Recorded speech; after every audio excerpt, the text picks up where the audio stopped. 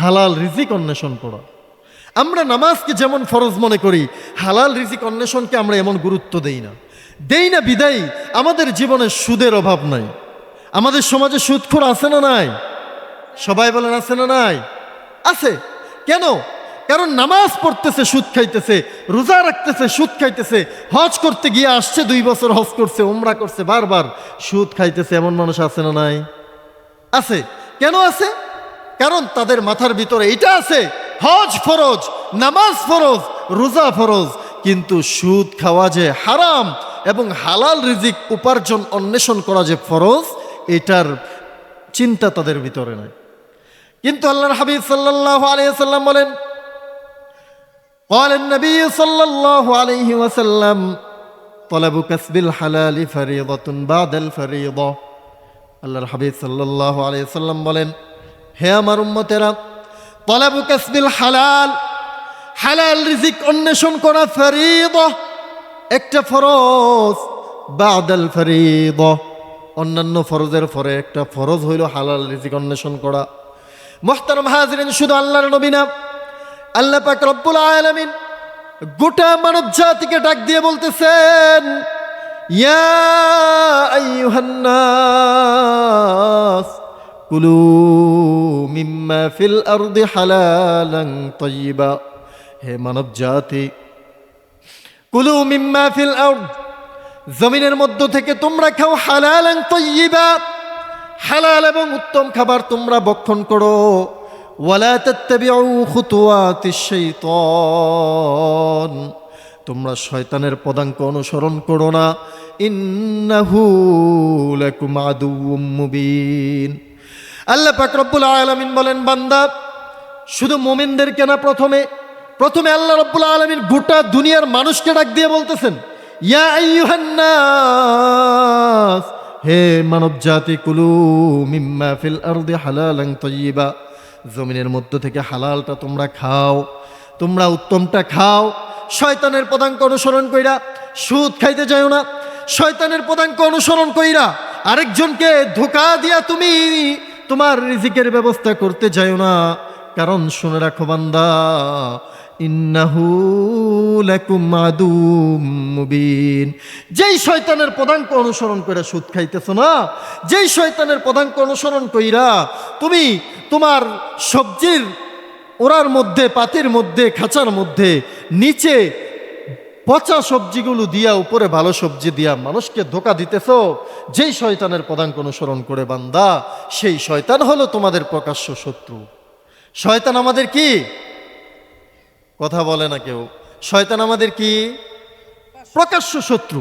আল্লাহ কোরআনে বলেছেন, আমরা আমাদের শত্রুকে দেখে খুব সাবধান সতর্ক থাকি কি থাকি না? থাকি।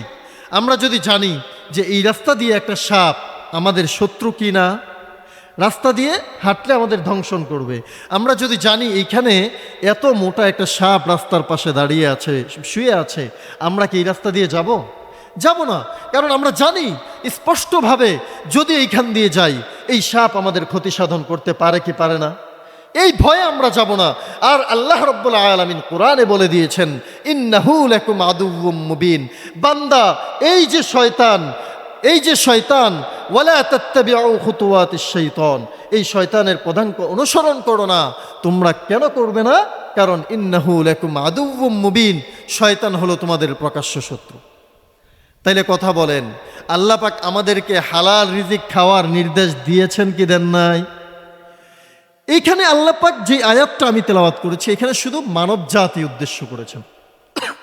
আল্লাহ পাক রব্বুল আলামিন অপর এক আয়াতের মধ্যে কি বলেন?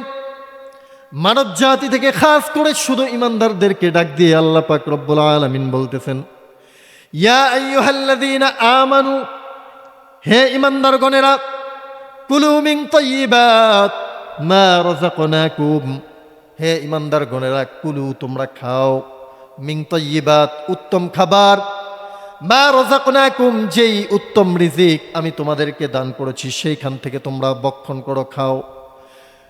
এবং আল্লাহ রাব্বুল আলামিন বলেন, ওয়াশকুরু লিল্লাহি ইন কুনতুম ইয়্যাহু তা'বুদুন, এবং তোমরা আল্লাহ রাব্বুল আলামিনের শুকরিয়া আদায় করো। এই যে এখানে আল্লাহ পাক কুরআনুল কারীমে প্রথমে মানব জাতিকে ডাক দিয়ে বলেছেন, তারপর আল্লাহ পাক রব্বুল আলামিন ঈমানদারদেরকে খাস করে বলেছেন। শুধু ঈমানদারদেরকে না, শুধু আমাদেরকে আপনাদেরকে না, আল্লাহ পাক রব্বুল আলামিন স্বয়ং রাসূলদেরকেও বলেছেন, ইয়া আইয়ুহার রাসূল কুলু মিন তাইয়্যিবাতি ওয়া'মালু সালিহা। আল্লাহ পাক রব্বুল আলামিন আল্লাহর পেয়ারা খাস বিশেষ বান্দাদেরকে ডাক দিয়ে বলতেছেন, হে আমার আম্বিয়ায়ে কেরামগণ, হে আমার রাসূলগণ, কুলু মিন তাইয়্যিবাত, তোমরা হালাল খাবার খাও, ওয়া'মালু সালিহা, এবং তোমরা নেক আমল করো। আপনারা খুব মনোযোগ দিয়ে শুনবেন, গুরুত্বপূর্ণ একটা পয়েন্টে আল্লাহ পাক রব্বুল আলামিন নবীকে ডাক দিয়ে বলতেছেন, ইয়া আইয়ুহার রাসূল, হে আমার নবীগণ, রাসূলগণ, কুলু মিন তাইয়্যিবাতি ওয়া'মালু সালিহা, তোমরা উত্তম হালাল খাও এবং আল্লাহর ইবাদত করো। তাইলে আগে হালাল খাবারের কথা আসছে না আগে ইবাদতের কথা আসছে? আগে হালাল খাবারের কথা আসলো না আগে ইবাদতের কথা? আগে হালাল খাবার পরে ইবাদত। এজন্য আমরা যত নামাজ আদায় করি, যত হজ আর উমরা করি, যত যাকাতের টাকা দিতে দিতে একবারে সমাজের মধ্যে আমার নাম একবারে সবার মুখে মুখে, কিন্তু আমার সম্পদের মধ্যে হারাম ঢুকে গেছে। মনে রাখতে হবে, এই হারাম উপার্জনের মাধ্যমে, আপনি হারাম খাবারের মাধ্যমে শরীর বানায়া যত নামাজের মধ্যে সেজদা দেন না কেন, 70-80 বছর সেজদা দিতে দিতে আপনার কপালে দাগ পড়ে গেলেও আপনার একটা সেজদাও আল্লাহর কাছে কবুল হবে না। নাউজুবিল্লাহ। কথা বুঝে আসছে? তাইলে এই কোরআনের মধ্যে আল্লাহ পাক প্রথমে আল্লাহর নবীদেরকে বলতেছেন, তোমরা আগে হালাল খাও, তারপরে তোমরা ইবাদত করো। শুধু তাই নয়, আল্লাহর নবী সাল্লাল্লাহু আলাইহি ওয়াসাল্লাম বলেন, হে আমার উম্মতেরা, হারাম খাইবা ভালো কথা, শুনে রাখো, শুনে রাখো, মান ইশতারা সাওবান বিআশরাতি দারাহিম, তুমি একটা কাপড় ক্রয় করেছো, তুমি একটা কি ক্রয় করেছো? কাপড় ক্রয় করেছো, বিআশরাতি দারাহিম, 10 টাকা দিয়ে, 10 দিরহাম দিয়ে। হে আমার উম্মত শোনো, 10 টাকা দিয়ে একটা কাপড় তুমি ক্রয় করেছো, ওয়াফিহি দিরহামুন হারাম, সেই 10 টাকার মধ্যে যদি তোমার একটা টাকা হারাম থাকে, 10 টাকা দিয়ে কিনছো, হারাম কয় টাকা? 1 টাকা যদি হারাম থাকে, আল্লাহর নবী বলতেছেন, লাম ইয়াকবালিল্লাহু লাহু সালাতান। মনে রাখো হে আমার উম্মত, তোমার 9 টাকা হালাল, 1 টাকা হারাম হওয়ার কারণে এই জামা পইরা যদি তুমি নামাজ আদায় করো, আল্লাহ রাব্বুল আলামিন তোমার নামাজ গ্রহণ করবেন না। বলেন না নাউজুবিল্লাহ। আল্লাহ পাক আমাদেরকে এই সমস্ত হারাম থেকে হেফাজত করুক। শুধু তাই নয়, আল্লাহ পাক রব্বুল আলামিন পেয়ারা হাবিবের মাধ্যমে হারামের বিষয়ে সমস্ত দিক নির্দেশনা আল্লাহ পাক আমাদেরকে দিয়েছেন। আল্লাহ পাক রব্বুল আলামিন বলতেছেন, যেই ব্যক্তি হারাম ভক্ষণ করে, যেই ব্যক্তির শরীর গঠন হয় হারামের মাধ্যমে, হারামের মাধ্যমে যদি কারো শরীরের গুস্তগুলো বাড়ে, হারাম খাইতে খাইতে মানুষটা বড় হইতেছে, সুদের টাকা খাইতে খাইতে পেট বড় হইছে, হয় কি হয় না? হারাম খাইতে খাইতে তার বাচ্চাটা বড় হইছে। আল্লাহর নবী সাল্লাল্লাহু আলাইহি ওয়াসাল্লাম বলতেছেন, মান আকালা লাহমুন মান, হাদিসের মধ্যে আসছে, যেই ব্যক্তি হারাম ভক্ষণ করলো, হারাম রিজিকের মাধ্যমে তার শরীর গঠন হইল, যেই ব্যক্তি হারাম রিজিকের মাধ্যমে শরীর গঠন করলো, আল্লাহর হাবিব বলেন সেই ব্যক্তির শরীরটা হারাম রিজিকের মাধ্যমে গঠিত হওয়ার কারণে জাহান্নামের সবচাইতে বেশি উপযুক্ত বলে গণ্য হবে। বলেন নাউজুবিল্লাহ।